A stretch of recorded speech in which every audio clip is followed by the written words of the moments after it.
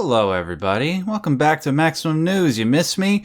My name is Max Derrat. I am the usual co-host of this podcast. Well, one of two hosts of this podcast. Sorry I wasn't here last week. I have a very good excuse for that. On the day that we were supposed to record, I broke my hand. Yeah. I can tell you exactly what I did if I bring up my medical report. I'll do that as I'm talking here. So yeah, sorry about that. Things are generally speaking okay. I'm not in too much pain or anything. Like most of the time it's like 0% pain, jumps up to like 5 or 15% every now and then, but it's very manageable. But the injury is pretty gnarly. To quote the doctor who saw my x-rays, we are going back this week. Should be able to get things taken care of with little incident. Hold on, I got the report here. So check this out.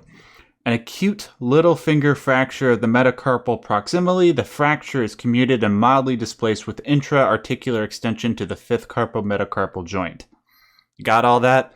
Yeah, it just means my hand is screwed. That's normal. That's normal medical jargon. Yeah, that's what my report says. So it's pretty bad, but we're getting on top of it early, so hopefully it can be taken care of and no further complications come out of that. So thank you for bearing with me, and thank you to one of the two gentlemen from the Triple S League that took over the podcast last week in my absence. He is my regular co-host. He is Syb. Syb, what's going on, man? We are recording on Mother's Day, so make sure you tell all your mothers that you love them for having put up with you, for months at a time, and then years at a time, and then not pushing you off a cliff. Yeah, unless your mother's last name is Bates, then you might want to ostracize yourself and check into a psychotherapist to see if you have an Oedipus complex. Now, generally speaking, happy Mother's Day to everybody. Love you to my mom. Love you to all the moms out there that put up with all our BS and raised us into the wonderful human beings that we are today. So, with all that out of the way, video game stuff. Syb, Tears of the Kingdom, that little Zelda game that came out today's Sunday? Just a couple days ago. Yeah, last Friday. You're not playing it, are you? I do not have the hardware to play it, and neither do I. It is very annoying that. Oh, here we go. Now I understand exclusivity. I understand them wanting to have hardware. I understand all those things, and I respect those things. The thing I don't understand is why, when other consoles have realized that the PC marketplace and the mobile marketplace is a legitimate option now, seeing that there's a lot of phones out there that actually are more powerful than Nintendo's device. Yeah. Why they don't sell a controller edition for your cell phone in hundreds of different varieties to match all the different kinds of phones? You could overcharge on that hardware and you could sell the game on your own platform that you get people to download and install on their phones. I mean, it's just so weird that they're so set on having their games only be playable on their very unique and singular hardware, period. Yeah. It's so weird. Yeah, and do that if you want. Just don't complain when you guys are going tits up when it comes to your sales. But kudos to them, at least in regards to their software development, because from everywhere I look, Tears of the Kingdom is looking fantastic. I really wish I could play it right now. Dude, I haven't even played Breath of the Wild yet. I still need to play that, but there's just no way. No way with the games that I have to play for my channel and how long it will take to get through Breath of the Wild and Tears of the Kingdom. But I celebrate the fact that everybody else is enjoying the hell out of it. I'm loving all the clips that are coming out from this game. Syb, is it fair to say, with this game's creation tool, that it retroactively validated Banjo-Kazooie Nuts and Bolts as a good game? Probably. It's also it's so ingenious for them to add in this like create your own things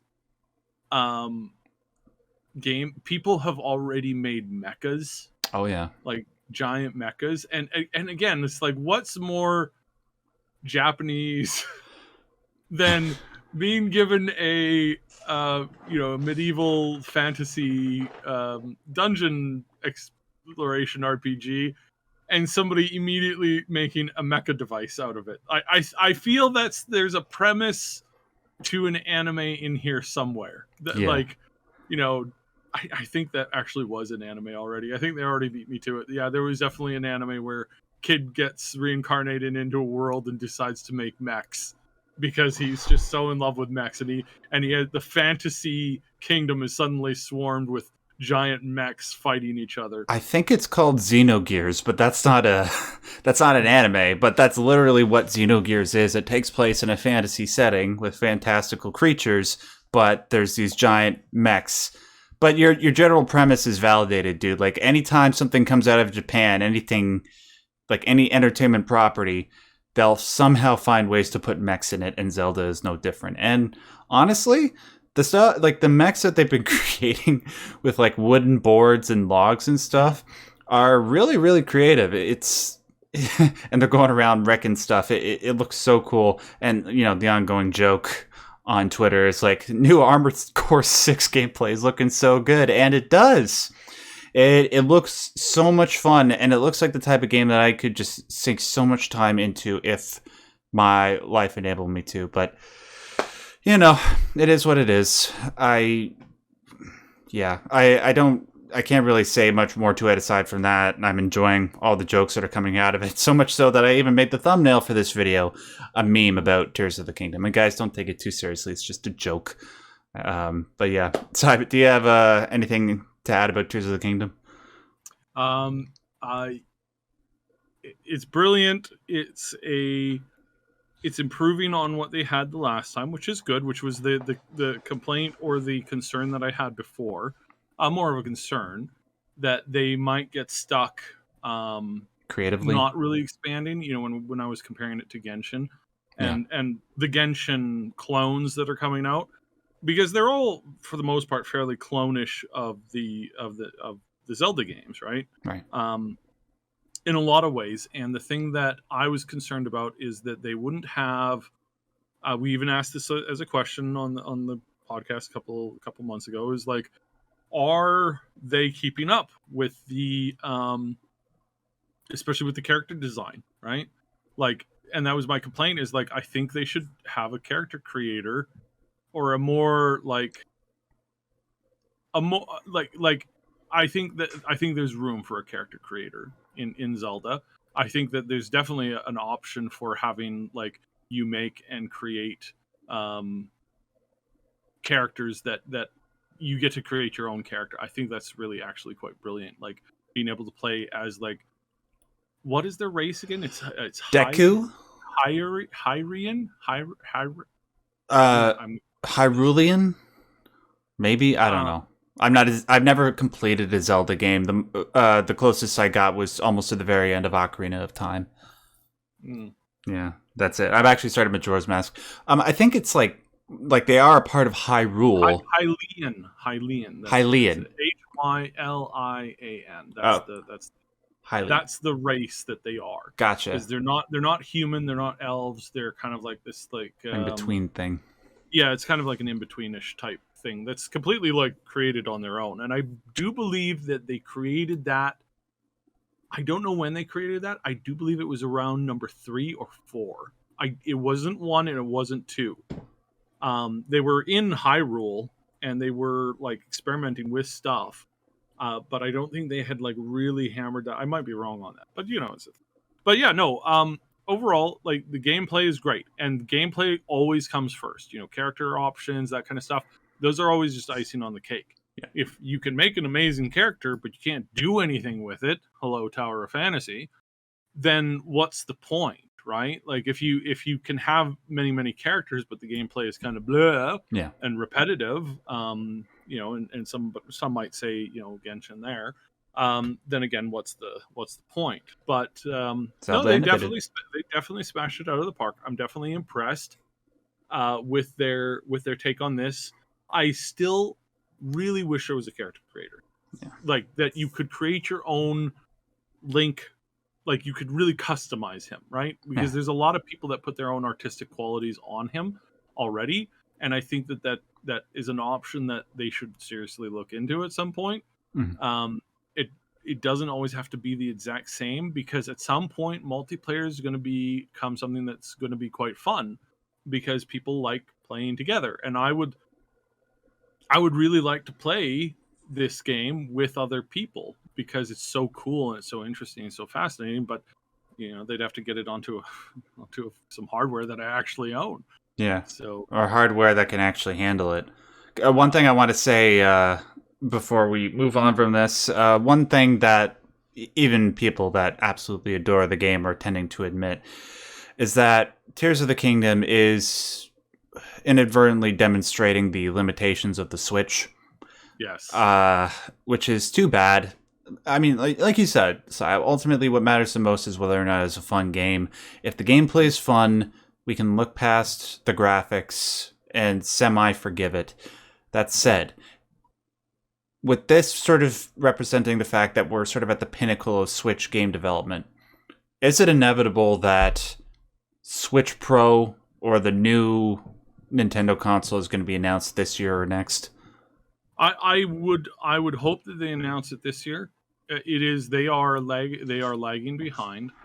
They really are. Yeah. If they were smart, they would announce it this year, next year, like you said, this year, next year, and get it out probably like late next year, and then probably a couple months after, they would then do Tears of the Kingdom, plus, Remastered. Yeah, exactly. and they don't have to remaster much. All they have to do is just bump up the visual Fidelity. quality Yeah. and the FPS, the draw distance, and stuff like that, to make the game just a little bit smoother. It is extremely smooth for what it is, but that problem again comes from the fact that there is a limitation on the hardware, and it is getting in the way of what I think this engine and what they could really be doing, because they've got some amazing verticality. They've got this amazing, this amazing height and distance and jumping and all that kind of stuff going on, but I feel like there could be more. They could be pushing it a little bit more, and I think they were limited quite a bit. And limitations aren't always bad. Sometimes they're actually a good thing that kind of keeps game developers in check, right? Because that's actually something that's fairly important. And I gotta say, the whole like falling and freestyle flying stuff that they've created in this game, absolutely so cool. amazing. Really, so well done. Like really well done. Like they saw what Genshin and all these other companies have been doing, and they said, right, we're gonna go do something slightly different, but we're gonna like crank this like jumping off of stuff and falling. We're gonna take this to another level, and they really did that. I gotta say, it's they did a really good job with this. Can you imagine like Tears of the Kingdom with Unreal Engine 5 and like the draw distance and the textures and the 3D LODs, just how gorgeous that would be. But yeah, like you said, I don't think Nintendo's open to doing stuff like that. Yeah, and again, it is really too bad, because they have some really great things going on here and some really great plans going on here. And I've been watching all these like little clips and videos that they've been putting out, and there's some fantastic things that people have come up with. And again, it's like it's just creating creativity and upping that to the maximum. And I definitely say I did not see that coming. I really didn't. I thought they would struggle with like with so many people doing open world, like how would they really like boost it up? They definitely stepped it up a notch. Now it is a lot of the same stuff. It's just like really stepped up. And it's not a bad thing, not in any way, shape, or form. No. They're showing that they aren't afraid of Genshin. They're not afraid of these copycats. I hate saying copycats, but I'm just being real, right? It's like it is. Genshin was a ripoff, obviously, of the last Zelda game in a lot of ways. Now it has since gone its own way far more, and Star Rail has come out. Star Rail's fantastic. It's a really good game. Unfortunately, still a gacha game, so that's still a big problem. So we still really strongly dislike gacha games, and hey, pour an unlimited amount of money into this game for reasons, right? Like, I hate that. I think that's terrible. But I think that I think the general gaming community is learning now how to like kind of live with these things. The most common stream that I saw, there was of course some people wailing out, but the if you go to the Genshin Honkai, sorry, not Genshin, the Honkai Star Rail game, and you look at all the people streaming it, almost every single one of them are free to play, and they're showing you how to free to play. Good. They're showing you it's actually funner when you free to play. Spending money doesn't actually make the game funner; it just makes the game more boring.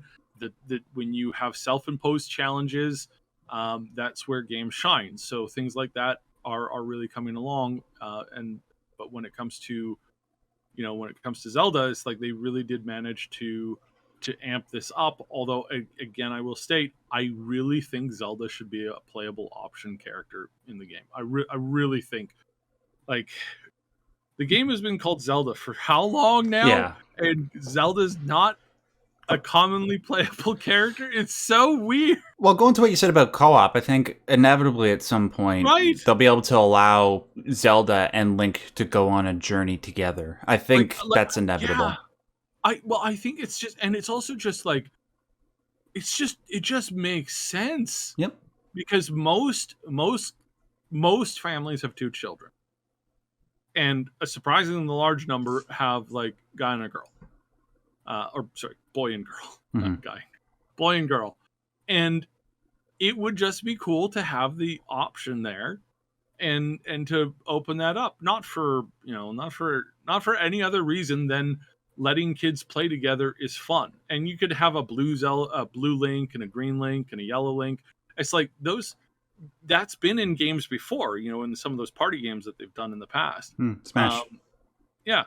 And it's like, just give us some options here, because I think that this game, the one thing that I think is missing is multiplayer. Not multiplayer as in like forced lobbies or like always online, but the ability to play in the world with a friend. Yeah. You look at all the crazy things that people are building and you say, what if you had 2 players working on the same thing? What if you had couch co-op? What if you had the ability to like invite your friend over and be like, get in this catapult, I'm going to launch you across the planet, and we're going to dive bomb one of the bosses. It's like was the appeal of Forge when Halo introduced Forge. Like, most people, when Halo 3 came out, that game is remembered primarily for its custom games, not so much for its competitive multiplayer, but the custom games and the wacky stuff that you can do with the creation tools. Allow us to do that with Zelda, a game that's already like peak game design, and you got one of the greatest games ever made. Yeah, easily. So yeah, but I doubt Nintendo's. Well, I would say it's more likely that we'll be able to see like a multiplayer Zelda game kind of like that. But on the whole, when it comes to people from Nintendo taking our advice, not holding out hope. But hey, at least we got a great game. Guys, are you playing Tears of the Kingdom right now? Let us know in the comment section below if you love it, or if you're one of the few people that dislike it. More power to you. All art is subjective. Just let us know in the comment section below. All right, moving on to my wheelhouse. So, Saib, I don't know if you knew this, but there was a poll done, a fan poll, where I was voted objectively to be the biggest Metal Gear Solid fan on the planet. It you can take my word for that. I wouldn't lie to you guys. I am the biggest fan, and you can imagine how heartbroken I am that at the current state of it, with Kojima, Mr. Kojima, who originally created the franchise, no longer at the helm, booted from Konami, and it's left my beloved franchise in limbo ever since 2015, so for like the last 8 years. However, the world has changed a lot in the last 8 years. A lot of people have thought, including myself, that Konami would just sit on their IP and do nothing with it out of spite, whether it's towards Kojima or just to the AAA game development in general, just directing all their attention to gambling machines and pachinko machines and that BS. But, Saib, as we are learning more and more every day, and especially economists, in this current world, the IP is king. There's too much entertainment for people to be able to sift through or do research on, and what people are inevitably going to do is they're going to gravitate to recognizable IP that has consistently given them that level of entertainment that they've desired, and, Metal Gear Solid is one of them. And so are some of their other IPs, like with Castlevania and Silent Hill. And it's for that reason that I think Konami realized the importance of IP, and so they announced the revival of Silent Hill last October. Mm-hmm. But it's interesting that we haven't heard anything in regards to Metal Gear, because compared to Silent Hill, Metal Gear is 5 to 6 times more popular if you're talking about sales. We've heard rumors here and there, but, nothing really substantiated. However, this past week, there was a podcast, I think it's called the Xbox Era Podcast, where a couple of the guys on there said that their sources think that a Metal Gear Solid revival is imminent.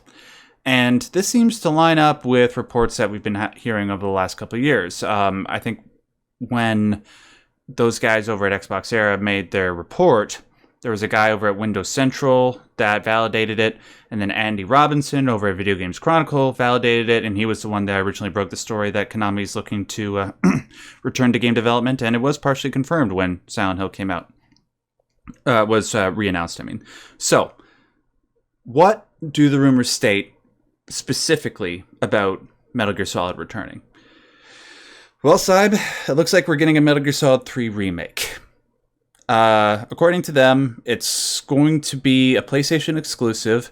It's going to be announced sometime this year, possibly even within the month, which would make sense because according to them, I think it was according to Andy when he was responding to all this, the guy over at Video Games Chronicle. He said that they were originally going to announce this at E3 2023, Konami, I mean, but, that fell through, and now we're just looking for them to find a venue where they can make the proper announcement. Maybe they'll do their own event like they did with Silent Hill. We don't know. But that's what's going on right now.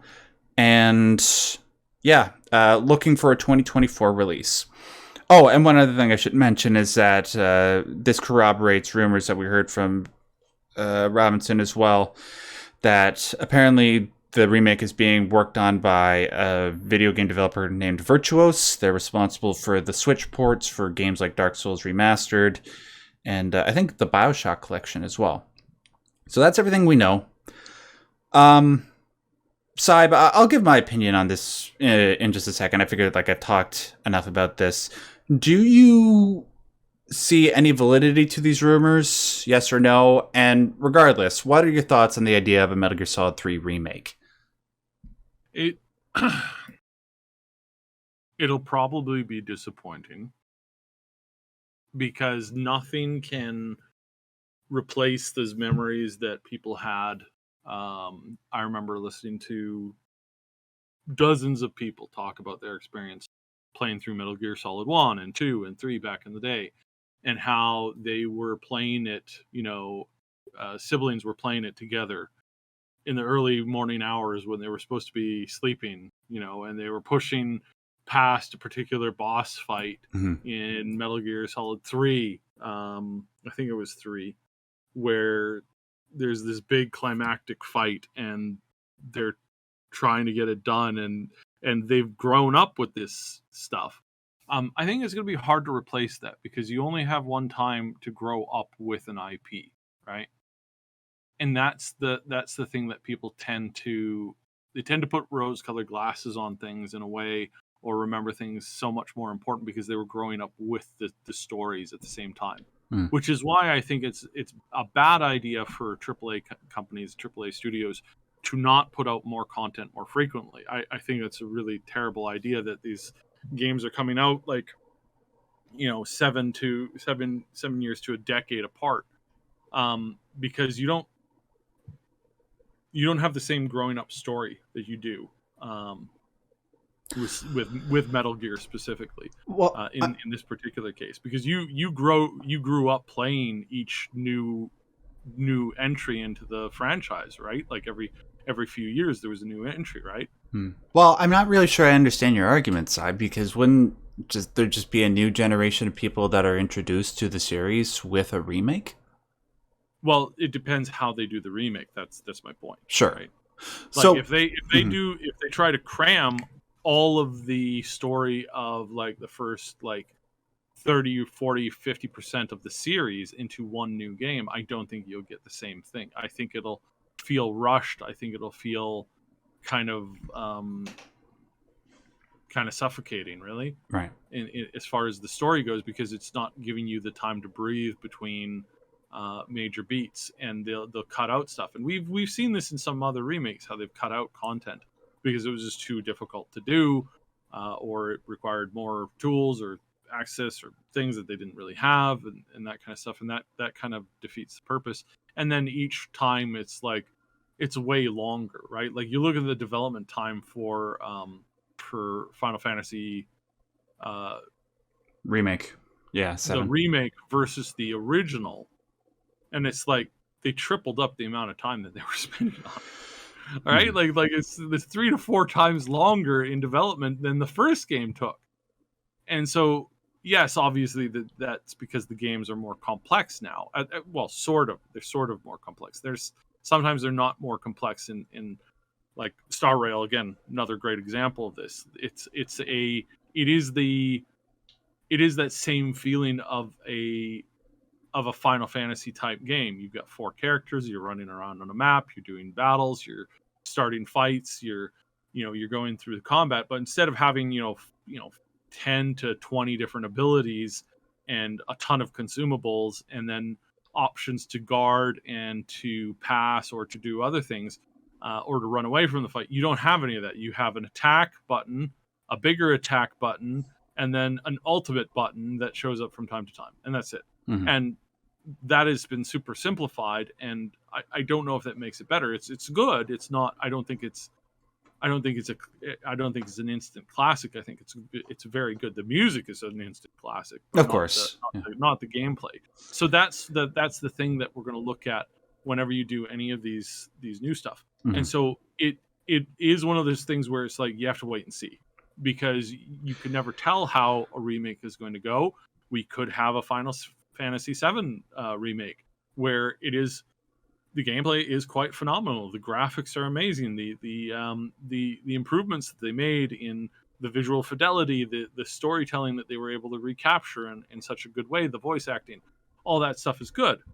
But there's still going to be a contingent of people that get pissed off because of all the changes. Yes, yeah. And then, but then you also have those remakes where you've got the Warcraft Reforged, right? Yeah. Where it's a complete and total gong show, and it's not only has it ruined the remake potential, it has ruined the actual previous game, because they actually forced the changes into the previous game because it was a live service thing, and you can't even queue up legally for an old-fashioned, old school Warcraft game anymore, because of how much they screwed that up as an entire process.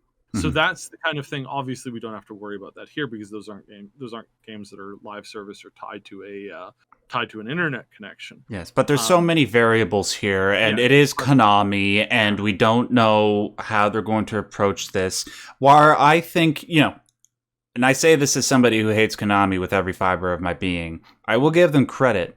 They are approaching the Silent Hill franchise in the right way. I would say. Making multiple games, giving it to multiple people, seeing what sticks, and carrying it forward. Metal Gear is a much more difficult property to handle because it is so intrinsically tied to Hideo Kojima's vision.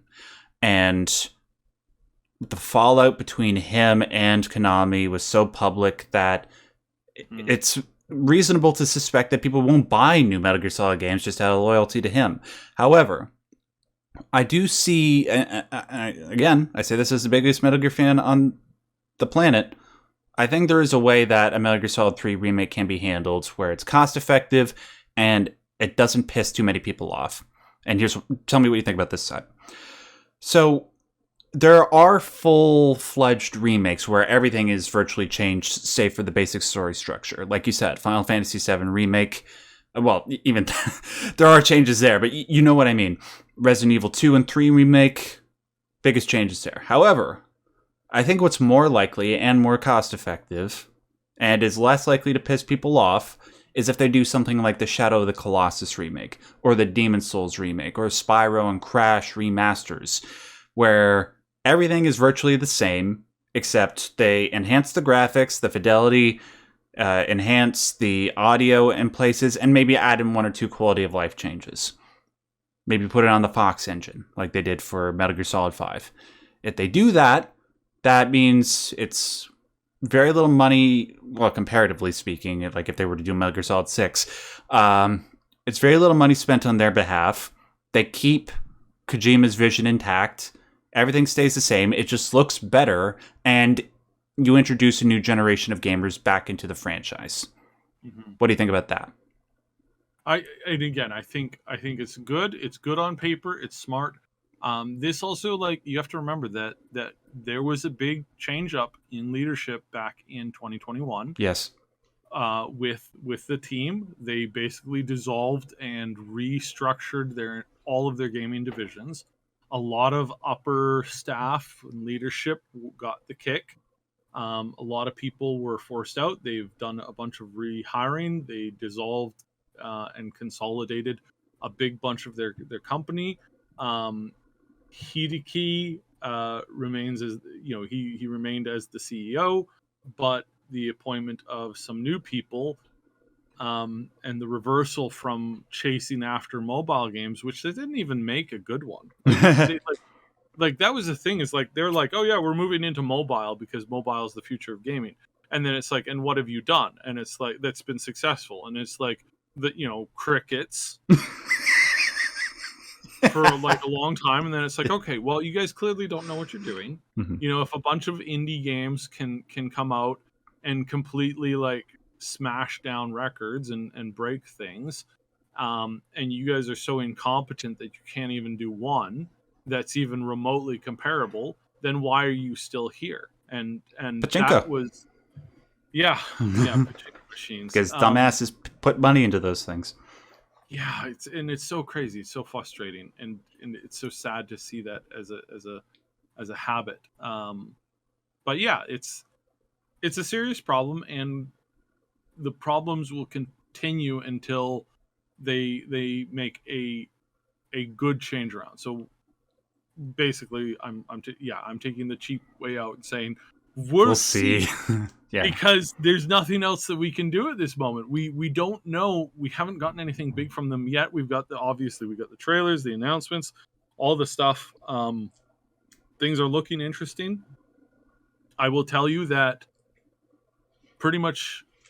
I will say I mentioned before how many friends and contacts I have in Japan as far as the game developers there goes, and the vast majority of them still, you say Konami, if you had a bus load or a train load, a train is more apt for the region. If you had a train load of game developers from all the different kinds of game studios in Japan, they're all in a bus or in a train together, and somebody walks in and sneezes, and in their sneeze you can clearly hear it. The sneeze comes out, Konami. Mm-hmm. Half of the people in the place will turn over and spit on the ground. Yeah, or throw their shoe. Or just like give them the evil eye. It's like, that's the way that the developers have approached this for years. Since the whole thing with Kojima, since it was looked at as being incredibly dishonorable. The fake party that they had for him going away was such a slap in the face, and everybody took notice of it, and anybody who even remotely defended Konami for this and Kojima, you mean? No, defended Konami. Oh, were blackballed. from polite society within the game development world.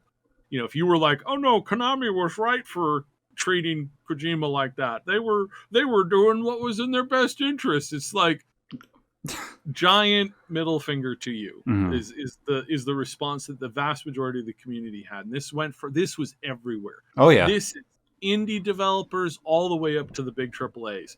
None of them wanted to be in the same room with anybody who didn't, like, if you didn't quit, you know, Kojima at that point, like if you didn't, you know, send in your resignation almost immediately, you were viewed at the way that some people look at, you know, people who come in and replace like unionized workers on strikes, right? Like they call them horrendous names and they turn their back on them, and you've dishonored yourself and everything, and it's like it's really rough. Yeah. So again, we'll see. They've got a long way to go to recover from that. Their reputation in Japan is absolutely shot. Yep. And their international reputation is shot, and their developer reputation is still shot. So we'll see where they go from here. And I think that the smartest business move that they could do still is offer a full-throated like apology, like, you know, with like all like, you know, bowing to the camera to Kojima and apologizing. I really think that's the best way that they could the best thing that they could do for long-term sales. Yeah. Is to bury the hatchet and say, let's just move past this, right? Yeah. You know what, Saib? I want a toilet made out of solid gold, but it's just not in the cards now, is it? No. Sorry. But it's like, it's just not going to happen. I wish it would, but no chance. Oh, well. We'll see if things really start making a turnaround when Silent Hill 2 Remake hopefully releases later this year or early next year. All right. Moving on to this next piece. Yeah, this is something that is increasingly worrisome in regards to game development, particularly for voice actors. It's the advent of AI and how sophisticated it's getting in replicating people's voices, and how much more efficient it is to use voice generation to record dialogue instead of bringing actual people in. But, you know, there's some ethical and economical issues with that, which were very well articulated in this article you sent me here, Seb. So what was it here that you wanted to bring up specifically? I wouldn't call it we're not hitting that moment that things are going to be changed forever. No, not yet. But we're getting closer and closer and closer every day. Every day we're getting closer and closer and closer. And we're starting to see some of the industry starting to panic a little bit. And I've had discussions with developers about this, and there's been some strong opinions. There's a lot of developers who are like, man, the ability to take AI and use AI for voice generation, it means that every scene can be voice acted, you know, really well. I don't have the budget to hire anybody to do an hour of recording, let alone the 40 some odd plus hours of the entire experience that I'm aiming for my game to be. Mm-hmm. It's just not there. But with this, we can make this happen. We can start to create the full immersion. There is no longer any excuse for any game, big or small, to not have really well dialogue human voice in the games, to have beautiful audio dialogue. It's there, it's cheap, and it's cheaper than hiring an actor to do the one thing. Now that's where this article is saying, you know, what is the cost? Mm-hmm. Right? What is the cost of doing this? We have, unfortunately, a ton of unions that are saying absolutely no way, period. But when you can replace everything that the union does, and you don't even have to interact with them anymore, and everybody else is doing it, how is that going to work out? And so that's the very serious question, because this is a question that many of us will be facing very soon in many, many different perspectives. It's just highly likely that most of us in our most fields of work are going to face this at some point within the next 20 years. Yeah. If not sooner. And it's coming. And that is huge. That is important. That is impactful to think about. So it's a bit of a statement on that. I understand the concern that people have when it comes to this. I understand the cautiousness at which I need to talk about this subject, because there are people. We have one of our big supporters. Big shout out to Shu, who's been trying to get into voice acting, and this kind of stuff basically replaces a lot of the work that he's wanting to do. And this is huge, but I cannot stress the amount of difference this makes in a game. Hardcore classic WoW is taking off ridiculously right now, and Blizzard just came out with an announcement yesterday saying that they are going to make official hardcore one life servers, so one life per character. You die, your character turns into a ghost. You can still log on to the ghost, but you cannot resurrect. So you are dead. And you have to start making a new character. And the reason why they did that is so that you can transfer guild leadership and all that kind of stuff. Otherwise, there'd be just a lot of really dead guilds around. So yeah, that's that is what's happening in that front. And while that's going on, somebody has made a mod for Classic WoW that adds voiced dialogue to every single quest in the game. Now, I haven't touched Classic because I've had no desire to. I've had no need to. But I did catch a couple of people streaming this. And the voice acting, entirely done by AI, for every single NPC in the entire game, for every single quest, is absolutely fantastic. It's not perfect, but it is absolutely fantastic. You've got the dwarves with the dwarven, the Warcraft dwarven twang. Yeah. You've got the floaty elves in there, just absolutely nailing the performance. All done by AI in a fraction of a time that it would take you to do just a single thing. Minuscule cost as well. And at minuscule, like the cost was the power running the computer while it came up with the lines. Yeah. And then the uploading the lines onto the mod. It's absolutely fantastic. Yeah. And it completely changes the game. World of Warcraft Classic went from yes, I have played this 1,000 times before. I have an ungodly amount of hours in Classic WoW growing up playing that game. I have no desire to return to it. To watching people play it on Twitch, hearing the dialogue, and just going, wow, the game is completely different. Yeah. That's what good voice acting does for any game. And that's why it's always been important to get voice acting done for these games. But unfortunately, it's always been so difficult. I remember speaking with a certain lead developer on a certain game and asking them, hey, why don't you add more voice acting? And he straight up said that they had to sign with the union. The union made it so that they had to use unionized workers only for their performances, which meant that they could only have a grand total of 5 hours, because that's all they could afford, of total voice dialogue lines in the entire game. The game plays for about 80 hours, so you're playing 90% of the game with no dialogue at all. You're just reading text. And you're the simple combat, hoo, ha, he, ha, lines, yeah, those cost them 30% of their voice budget. Yeah.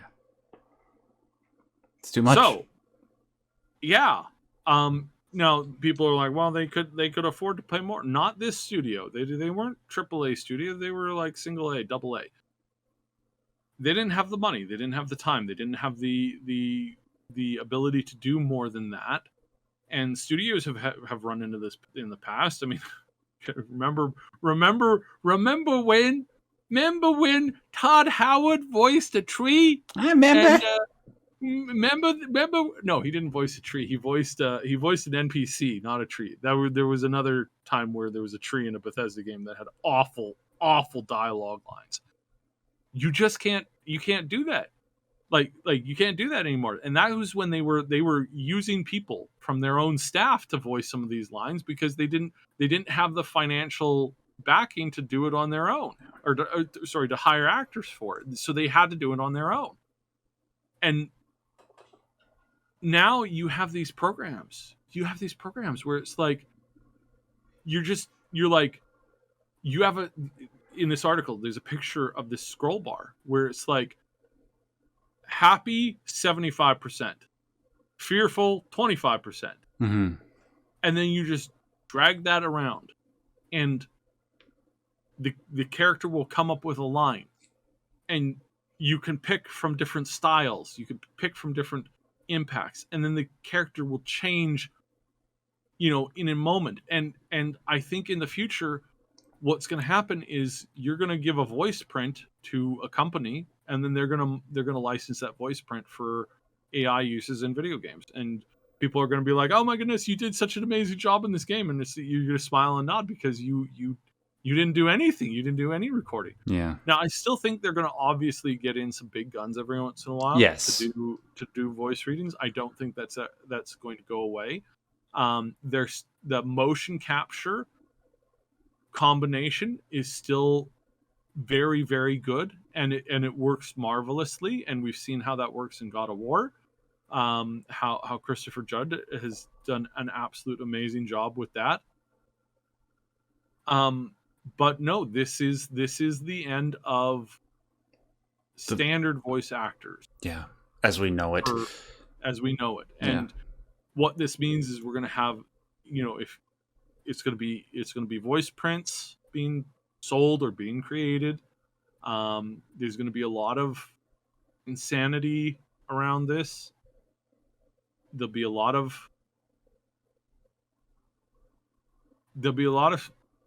a lot of people that are less popular voice actors that are going to be out of work, because there's just some. I see an increased division between the people with the most popular voices getting greater compensation than basically everybody else just being replaced by AI. Like, Troy Baker, just off the top of my head, he's still going to be voicing everything because he just has that. In this article, they have a Troy Baker replacement bot, and you can't tell the difference. Right. Well, no. Here's the thing, though, Syb. I think when it comes to certain games and the stories that they're trying to tell, you can get away with that. But I think for a game like, let's say, The Last of Us, who, Troy Baker plays Joel in that, there are certain ways that you deliver dialogue in a story-driven game where you do need those human imperfections in the way that they give a performance that no sophisticated AI will be able to reliably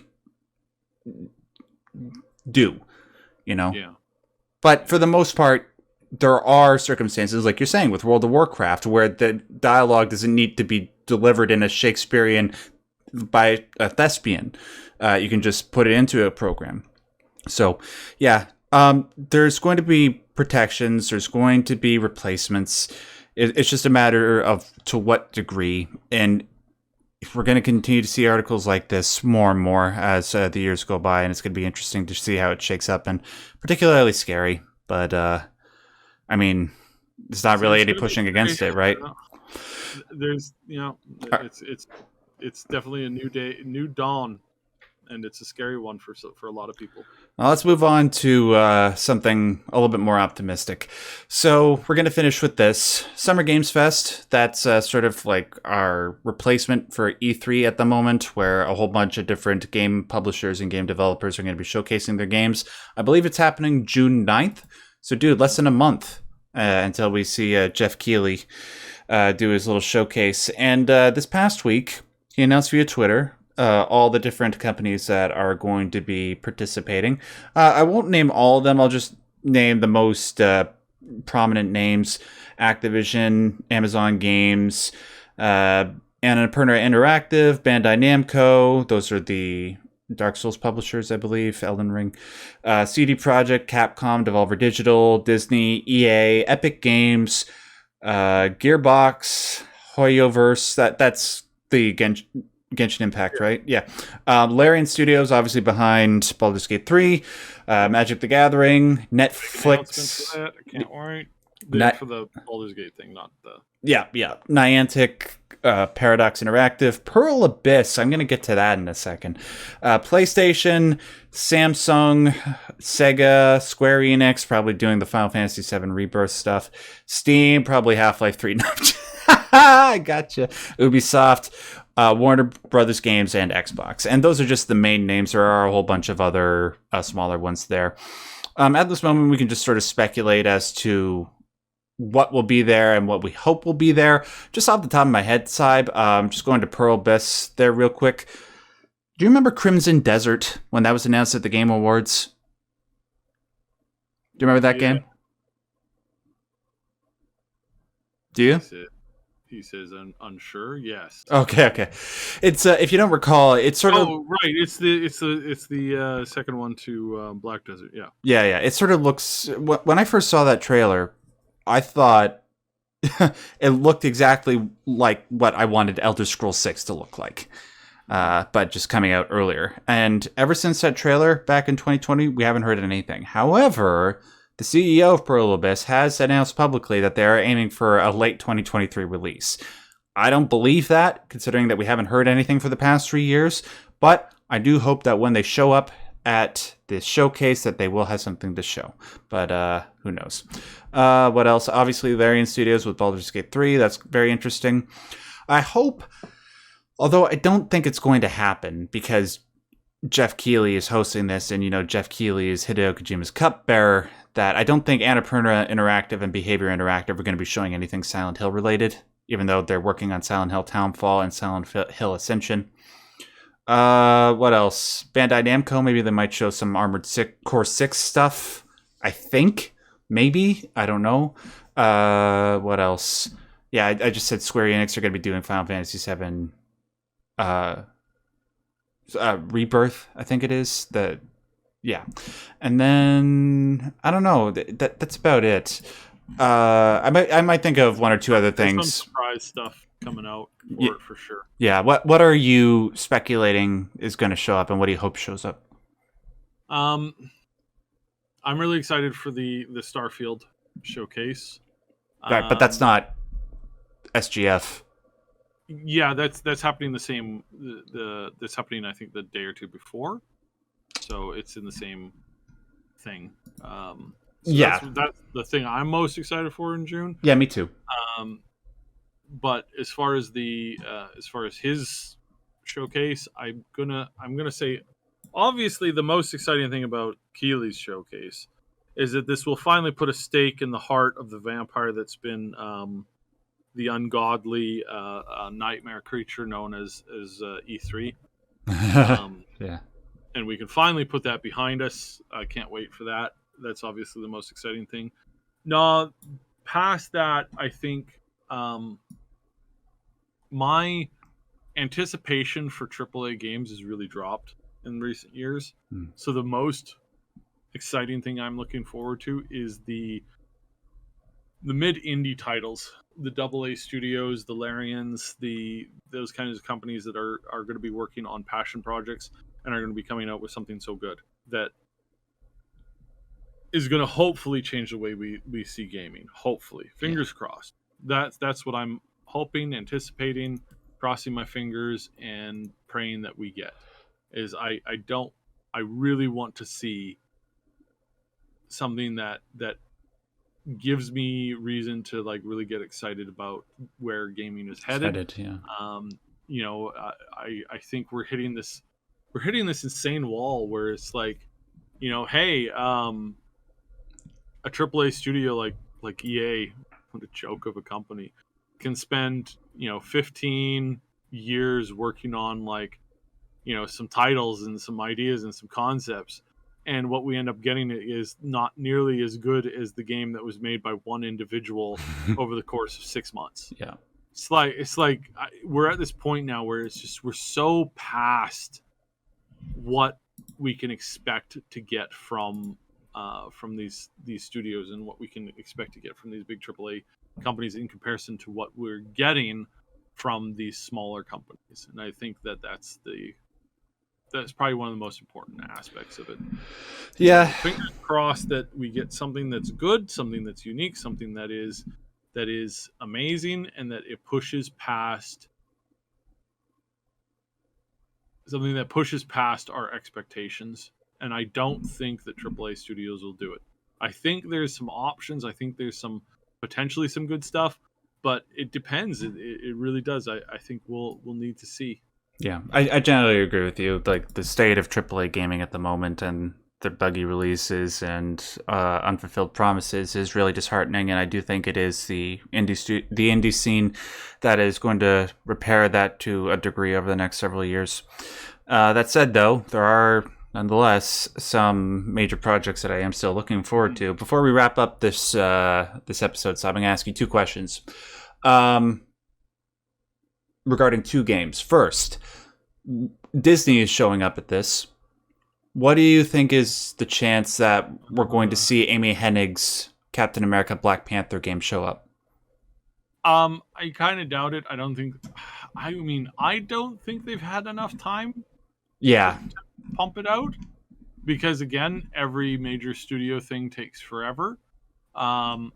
Disney is hemorrhaging right now. Their stock has been in free fall over the last couple of days. Yeah. Not free fall, but it's not been good. Things have been bad. They lost millions of subscribers from Disney Plus. Yeah, Disney Plus thing. They are hemorrhaging things. They've been forced to raise prices constantly to keep up with demands for maintenance and whatnot at the parks. It's actually cheaper right now to go on a Disney cruise, than it is to actually go to Disneyland. Yeah, which is shocking. So yeah, they're hitting a bit of a wall, and that's not good. Obviously, for obvious reasons, it's not good. Maybe they just need to go lick their wounds for a little while and then come back. Yeah. So do I expect that they'll be able to rally, their game division? Nah, because there's too many cooks in the kitchen, I think. And that's always been one of the primary problems of not just Disney, but LucasArts game. Too many cooks in the kitchen, too many people saying, oh, you can't do this, you can't do that. And the game suffered because of that. They were great growing up. Like there's so many good games. X-Wing, TIE Fighter, most of those in that franchise, Dark Forces, Jedi Knight, that whole experience. It's like they had such great ideas, they had such good content there, but they were never able to utilize it at all in the slightest. And you could tell that they're just beating their head against the wall continually. Where the hell is Knights of the Old Republic remake? Yeah, right. Like it's such an easy win, and they're never able to pull that stuff off. So do I think that they'll be able to pull something out? Amy Hennig is probably one of the best writers in the video gaming space, aside from one or two other people. Yeah. That I personally know. I think honestly, she's got the skills, and she's got the quality of work, and she's got all this stuff. But is it going to be precisely what we need and what we want to get? That is a very, very, very good question that I don't know if I don't know if that's going to actually I don't know. We'll see. Obviously, again, I hate saying that, but we're really in this weird transitional time where, again, it's like with the introduction of AI, it's like, a small team of people are going to be able to easily outcompete what's coming down the pipeline from some of these other some of these big AAA publishers and developers. All right. And sorry. Yeah. We're almost at an hour, and I gotta just very quickly, yes or no, just to these two games that they'll show up. Final Fantasy Tactics Remaster. Probably should show up. It's the timing is right for it. Yeah. So I would imagine it's most likely there. Okay, and Dragon's Dogma 2. That's a coin flip for me. Yeah, that probably for me too as well. Like, I do believe it's going to happen, but it's going to happen at some point. But I don't. I don't think we're going to get it now. Yeah, same. Okay. That does it for this episode of the Maximum News Show, ladies and gentlemen. Thank you so much for sticking around if you made it all the way to the end. Listen, if you like this episode of Maximum News, make sure to give it a like. I said this on my Silent Hill video. 1 like equals 1 prayer for Max's hand. So yeah, just hit that like button for that. Or, just because it helps out the channel when you like this video. Not only this video, but all the other videos on this channel. So it's free and easy to do. Please hit that like button. Leave a comment if you have any thoughts on anything that Syb and I said today, whether it's a criticism or a praise, just as long as it's delivered in a civil manner. We'd love to hear from you. I want to thank Syb, as always, for doing the show with me. Syb, can you tell people about the main channel real quick? Yeah, check out the main channel. We do a whole bunch of stuff. We got a bunch of reviews and guides up on the main channel at the Triple S League. And of course, we've got the podcasts. We got AI plays and a bunch of other projects that we're working on. We got a ton of more podcast stuff we're going to be focusing on over the next few months. So yeah, join us there. And you guys can just find me at my main channel, just at Max Derrat. I'll put links to all of that stuff in the description box below. I got to go to the hospital to look at my hand. It's okay. It was a planned appointment. It's not like anything bad happened during the show. Okay. See you next week, guys. Peace out. Bye-bye. Stay yellow. See ya. Knights and Magic. Check it out. Hey.